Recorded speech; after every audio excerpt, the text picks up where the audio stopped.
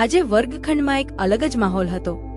LLM સેમસના વિદ્યાર્થીઓ લાલજી બુચિયા અને કરણ સોલંકી આત્મવિશ્વાસ સાથે મંચ પર આવ્યા. પ્રેઝન્ટેશન તો હતું, પણ એવું લાગતું હતું જાણે કોઈ વિચારયાત્રા શરૂ થવાની હોય. વિષય હતો સામાજિક વ્યવસ્થાના સાધન તરીકે ન્યાયિક પ્રક્રિયા.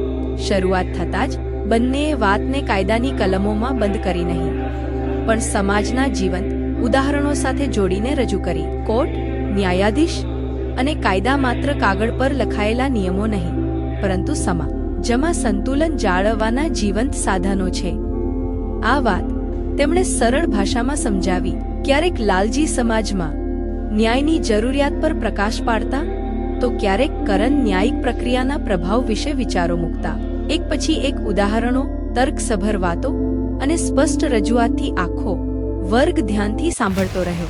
એવું લાગતું હતું કે ન્યાય કેવી રીતે સમાજને ગતિ આપે છે એ કથા બંને જણાએ જીવંત કરી દીધી. પ્રેઝન્ટેશન પૂરું થયું ત્યારે માત્ર સ્લાઇડ્સ બંધ થઈ નહોતી, પરંતુ દરેકના મનમાં એક વિચાર ચાલુ રહ્યો.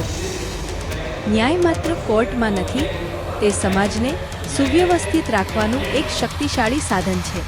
ખરેખર માહિતીથી ભરપૂર અને વિચાર પ્રેરક પ્રેઝન્ટેશન દ્વારા લાલજી બુચિયા અને કરણ સોલંકીએ આજે વર્ગને કંઈક નવું વિચારવાનું આપી દીધું.